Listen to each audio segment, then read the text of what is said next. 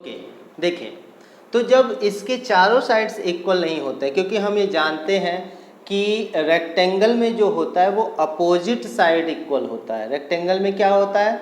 Opposite side equal होता है। जब अपोजिट साइड इक्वल होता है, अपोजिट साइड इक्वल होता है, तो इसमें जैसे हमने ए बी बराबर बी सी बराबर सी डी बराबर डी ए निकाला, ये चारों इक्वल दिखाया, उसमें केवल ए बी बराबर आपको opposite side A B is equal to क्या हो जाता? सी डी हो जाता। ओके जी, and wait a minute, A B is equal to C D हो जाता और A B is equal to C D हो जाता और A D is equal to B C हो जाता। अगर ये कंडीशन ये फॉलो करता है, ये दो साइड्स अपोजिट साइड्स इक्वल आते हैं, तो पॉसिबिलिटीज़ बनती है कि वो एक रेक्टेंगल होगा। तो आपकी पॉसिबिलिटीज़ बनती है कि वो एक रेक्टेंगल होगा। लेकिन अगर आपका ये ए बी सी डी और नहीं बनता है, नहीं इक्वल होता है, तो पॉसिबिलिटीज़ ही वहीं पे ख़त्म हो जाती है कि वो रेक्टेंगल होगा या स्क्वायर होगा। ठीक है, इसके अलावा आपको ये भी चेक करना ज़रूरी होगा कि क्या ये जो है A B A C square is equal to, यानी पाइथागोरस थ्योरम को ये फॉलो कर रहा है कि नहीं, उस पर अप्लाई हो रहा है कि नहीं। अगर अप्लाई हो रहा है तो ही रेक्टेंगल होगा, अदरवाइज वो किसी और पैरेललोग्राम को शो करेगा जिसके अपोजिट साइड्स इक्वल होते हैं, उसको वो शो करेगा। समझ में आ गई बात? आप लोगों को क्या करना है, आप लोगों को ए बी बराबर सी डी, ए डी बराबर बी सी, ये आपको देखना है। उसके बाद ए सी स्क्वायर बराबर A B square plus B C square, ये देखना है आप सभी लोगों को। इस प्रकार से इस type now with this formula this type of question we can solve easily and easily. Okay, now second thing, अब हम यहाँ पे चलते हैं दूसरी चीज़ की तरफ, उसको समझ लेते हैं। वो क्या होता है? तो वहाँ पे क्या है कि अगर मान लीजिए आपको कोई लाइन सेगमेंट दिया है ए बी, ओके जी, ये लाइन सेगमेंट है। इस लाइन सेगमेंट को कोई एक अनदर पॉइंट है एक्स वाई, ये x1 y1 में है और ये x2 y2 में है। ओके जी, m/n के रेशियो में, कुछ लोग m1 m2 भी मानते हैं। ओके, हम इसको mn मान रहे हैं ताकि इजी हो जाए आपके लिए, इजी वे में आप इसको समझ सकें, इसके लिए हमने m और n मान लिया। ओके जी, now x1 y1 x2 y2 mn xy, xy कोई p पॉइंट है जो p xy, तो इसको दो पार्ट में डिवाइड कर रहा है, जो दोनों पार्ट अलग अलग रेशियोज में है। जैसे मान लीजिए ये m है और ये पार्ट n है। ओके जी, तो आपको अगर इसका कोऑर्डिनेट फाइंड करना है तो उसके लिए फार्मूला क्या होता है, तो इसको कॉन्सेप्ट क्लियर रखने के लिए करना क्या पड़ेगा आपको? सिंपल एकदम कॉन्सेप्ट आप इसको कर सकते हैं। m के साथ x2 लेंगे, ठीक है, देन mx2 प्लस n के साथ आप x1 लेंगे, समझिएगा। तो mx2 plus nx1 upon m plus n, क्योंकि इतना m है इतना n है तो दोनों को जोड़ना पड़ेगा सिंपली, तो m प्लस n हो जाएगा। ठीक है जी, ये pxy बराबर होता है, pxy बराबर ये होता है। इसके बाद ये तो x कोऑर्डिनेट के लिए हो गया, y के लिए क्या होता है? फिर से वही प्रोसेस। अब m के साथ फिर क्या आएगा? m के साथ फिर जो है y2 आएगा, m के साथ क्या आएगा? y2 प्लस n के साथ क्या आएगा? y1, n के साथ y1, ओके जी, n y1 upon m plus n। This is the formula for which we can find the point of section, okay, of a line segment. अगर किसी भी लाइन सेगमेंट में सेक्शन बने हुए हैं तो आप जो है इसको फाइंड कर सकते हैं। ए बी और पी का कोऑर्डिनेट फाइंड करना है तो आप ऐसे फाइंड कर सकते हो इस फार्मूले से, और इस फार्मूले को हम बोलते हैं सेक्शन फार्मूला। ओके जी। अब देखना, ये जो है आपका इंटीरियर डिवीजन है। ओके, इंटीरियर सेक्शन हो रहा है, यानी किसी लाइन सेगमेंट का अंदर ही सेक्शन हो जा रहा है, वो दो पार्ट में डिवाइड हो जा रहा है।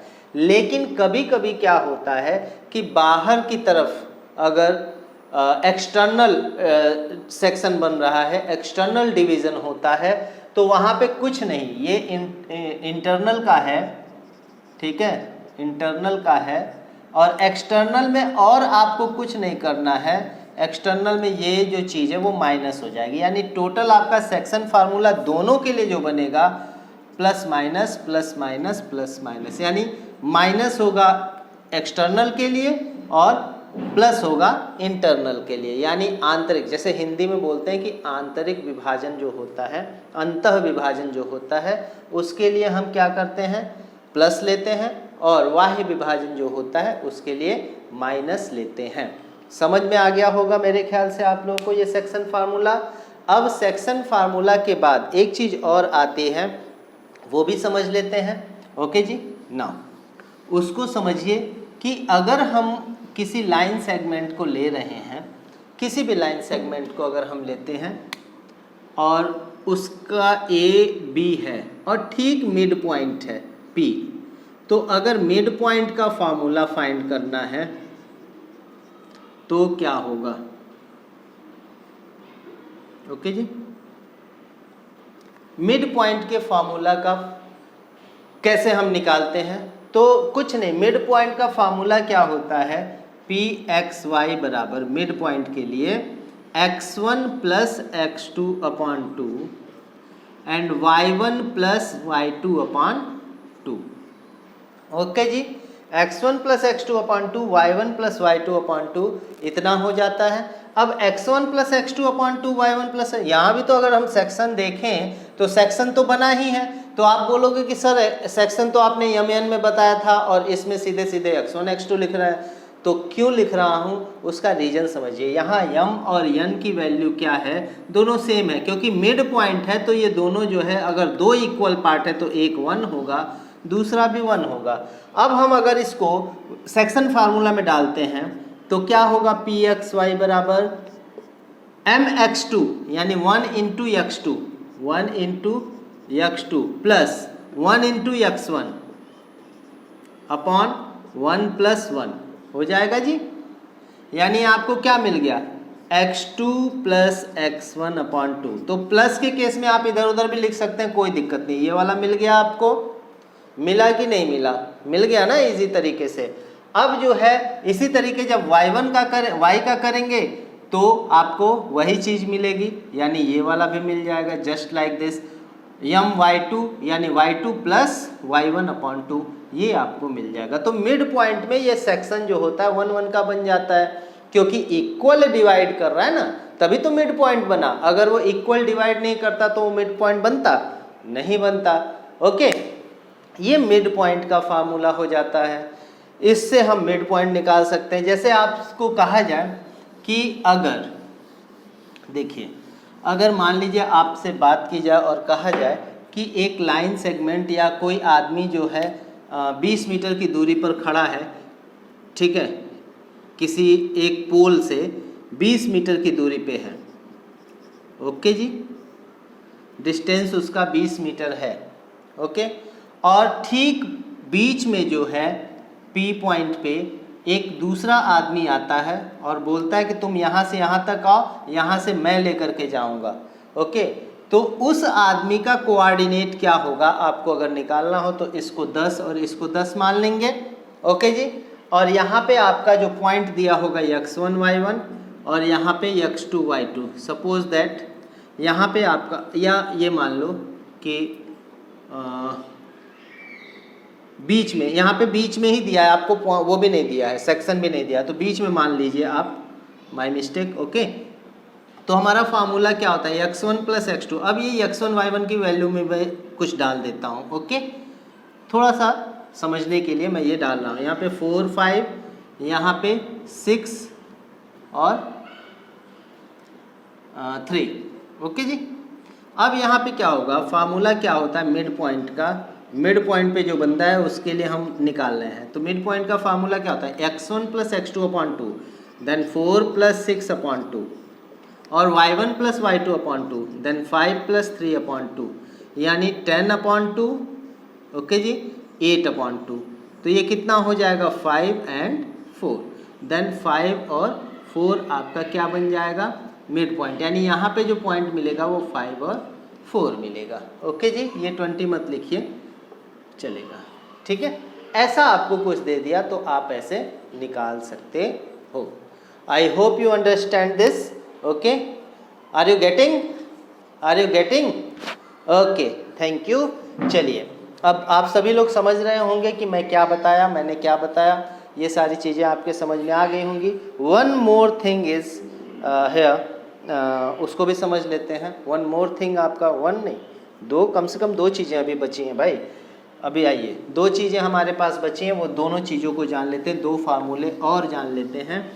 तो कैसे होता है उसको भी समझ लीजिए। एक तो हम जानेंगे सेंटराइड का फार्मूला। ट्राइंगल के सेंटराइड का फार्मूला क्या होता है? सेंटराइड मीन्स क्या होता है कि कोई भी अगर आपको ट्राइंगल दिया हुआ है, then it will be the center point where all the we can say that its point, this point like a thing that it is in the center of the triangle. Okay, everywhere ये जो आपके points है ना, वहाँ से एक distance, यहाँ पे वो अगर सपोज दैट कि कोई प्रिज्म है, प्रिज्म को एक ऐसी जगह पे रखा जाए जहाँ पे वो बिल्कुल बैलेंस्ड पोजीशन में हो। आप ये नहीं कह सकते कि ये इक्वल होगा, ये जरूर कह सकते हैं कि इस पॉइंट पे अगर किसी प्रिज्म को, अगर ट्रायंगुलर प्रिज्म है, उसको रखने पे वो बिल्कुल बैलेंस्ड होता है, ठीक है, वो गिरता नहीं है, यानी उसका पूरा का पूरा जो सेंटर होता है वो यहीं पे आकर के कंक्लूड होता है, वहीं पे इंक्लूड होता है, ठीक है। तो इसलिए सेंटराइड का फार्मूला इसको बोलते हैं। अब ये 2 डायमेंशन में जब हम लेते हैं तो x1 y1, x2 y2 and x3 y3, ये 3 चीज़ें होती हैं। इसका फार्मूला क्या होता है? तो इसका फार्मूला होता है, सेंटराइड का फार्मूला, सेंटराइड का फार्मूला होता है x1 plus x2 plus x3 upon 3 and y1 plus y2 plus y3 upon 3। Okay जी, ये हो गया आपका सेंटराइड। सेंटराइड का कोऑर्डिनेट अगर आपको निकालना है तो आप इससे निकाल सकते हो, ये आप कर सकते हो। ओके जी, समझ में आया? इस तरीके से आपका हो जाएगा।